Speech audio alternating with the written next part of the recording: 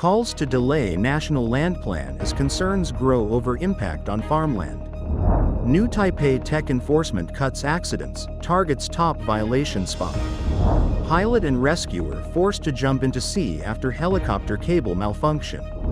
Anti-war protesters in Australia clash with police. Russia begins massive naval drills together with China.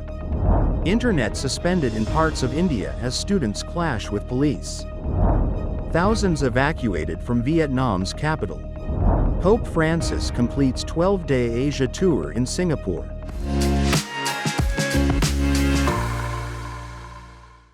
Hello, I'm Helen. Thank you for joining us on Funday News. It is Friday, September 13th, and here are your top stories. And for today's Taiwan news, the National Land Plan is set to take effect by April next year, but several local governments have yet to submit their zoning maps. Taichung Mayor Liu Xiuyan warned that the plan will severely impact farmland, describing it as a death sentence for agricultural land. KMT Chairman Eric Chu echoed her concern, urging the central government to delay implementation and consider local feedback. To address pedestrian safety concerns, the Executive Yuan has allocated over 500 million NT dollars for tech enforcement across cities. The new Taipei City traffic accidents have decreased by about 2 cases daily since the implementation.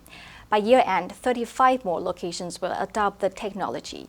Notably, over 5,000 illegal right turns onto Dahan Bridge were recorded in just 1 month at the Xinzhuang intersection, becoming the top violation hotspot. Captain Xie Pei-shun was ejected from his aircraft, was stranded until the rescue helicopter located him after more than an hour. However, a cable malfunction left both Xie and the medic suspended mid-air. To ensure safety, the helicopter descended near a Coast Guard boat, allowing both to jump into the sea and swim to the vessel, where they were safely rescued. And in global news, anti-war protesters clashed with police on Wednesday outside a military arms convention in Melbourne, Australia. The protesters hurled bottles, rocks, and horse manure at officers and sprayed them with liquid irritants, some of which were identified as acid. In response, police used paper spread, flash distraction devices, and rubber bullets designed to inflict pain without penetrating the skin. At least 24 officers required medical treatment. Police arrested 39 protesters for offenses such as assault, arson, and obstructing roadways. Around 1,800 police officers have been deployed to a Melbourne convention centre where the Land Forces International Defence Exposition is taking place through Friday. Some convention attendees were also assaulted. Protesters hurled rocks, horse manure, and tomatoes at police horses and officers equipped with shields and riot gear. A mounted police officer struck a protester with a riding crop, and a line of police was seen pushing protesters away from the convention center. Police stated that some protesters targeted the horses, but no animals sustained serious injuries. Roads were closed, and traffic was disrupted by protests organized by the Students for Palestine and Disrupt Wars groups. The Russian military on Tuesday launched massive naval and air drills spanning both hemispheres, including China, in joint maneuvers. The Ocean 24 exercise covers the Pacific and Arctic Oceans, as well as Mediterranean, Caspian, Baltic Seas, involving over 400 warships, submarines, support vessels, more than 120 planes and helicopters, and over 90,000 troops. The maneuvers will continue through September 16. Putin said a total of 15 countries have been invited to observe the drills, though he did not name them.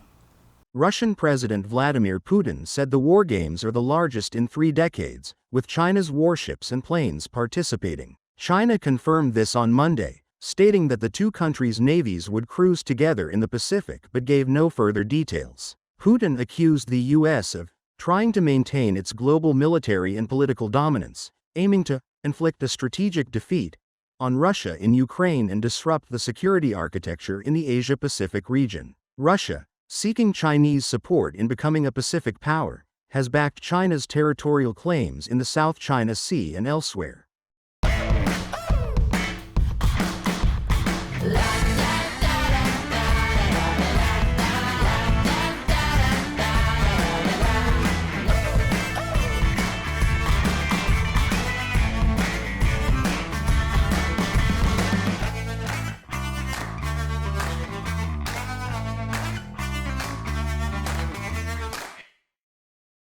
Internet and mobile data services were suspended for 5 days, and an indefinite curfew was imposed in parts of India's northeastern state of Manipur on Tuesday, after student protest over ongoing ethnic strife turned violent.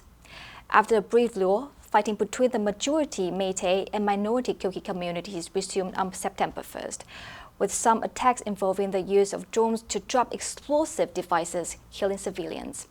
Police suspect that the drones were used by Kuki militants, a claim denied by the groups. Hundreds of Meitei students took to the streets on Monday to protest against the drone attacks, calling for a change in the leadership of the state's unified command, overseeing security. Protesters threw stones and plastic bottles in front of the main gate of the state governor's residence. Police used tear gas and stun grenades to disperse the crowds, with about 45 protesters sustaining minor injuries. As protests continued into Tuesday, the local government imposed a curfew in the Imphal Valley and surrounding districts and suspended internet services in 5 valley districts. Government and private colleges in the state, which borders Myanmar, will also be closed on Wednesday and Thursday. Vietnam's capital of Hanoi evacuated thousands of people living near the swollen Red River as its water rose to a 20-year high, flooding streets days after Typhoon Yagi battered the country's north. Yagi brought gales and heavy rain as it moved westwards after landfall on Saturday, causing the collapse of a bridge this week while it sighed through provinces along the Red River. Across the country, the typhoon and subsequent landslides and floods have killed 179 people, while 145 were missing. Vietnam's state-run power utility, EVN, said on Wednesday that it had cut off power to some flooded parts of the capital due to safety concerns. The Red River was at its highest level in 2 decades, and more rain was expected over the next 2 days. Some schools in Hanoi have instructed students to stay home for the rest of the week, while thousands of residents in low-lying areas have been evacuated.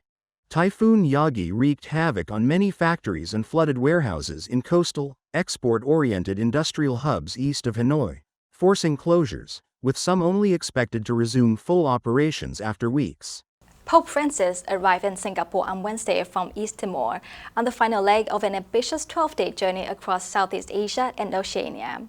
The aero-delayed flight carrying the Pope and his entourage landed in the city-state for a 2-night visit, which will include a speech to political authorities and a mass at the National Stadium, expected to draw some 55,000 people.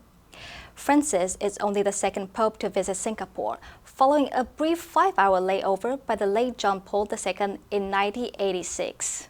The Pope arrived from Dili, East Timor's capital, where on Tuesday he celebrated Mass with an estimated 600,000 of the country's 1.3 million population, marking one of the largest turnouts as a proportion of a country's population for a Mass during a papal visit. Upon landing in Singapore, Francis was met by Edwin Tong, the Minister for Culture, Community and Youth, and received flowers from local schoolchildren. The Pope's schedule for the rest of Wednesday is light, with only a private meeting with the country's Jesuit priests planned. He will continue with the rest of his events on Thursday before returning to Rome on Friday. Francis's 12-day tour has also included stops in Indonesia and Papua New Guinea. The answer for yesterday was B, rattled. The sudden loud noise rattled him, causing him to lose his concentration. Did you answer correctly? Now let's delve into the news of Russia begin massive naval drills together with China. Number 1, hurl. 用力丢, 投掷. The protester hurled a rock at the building to express his frustration. Number 2, manual. 肥料. The farmer spread manure over the field to enrich the soil. Number 3, assault. 攻击. The man was arrested for assault after he attacked a passerby.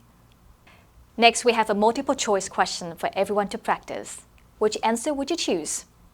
You can write your answer in the comment section. The correct answer will be announced next week. And that's all for today's Funday News. Be sure to tune into Funday News from Monday to Friday and click the link below to join Funday for free. I'm Helen, your host. I'll see you next time.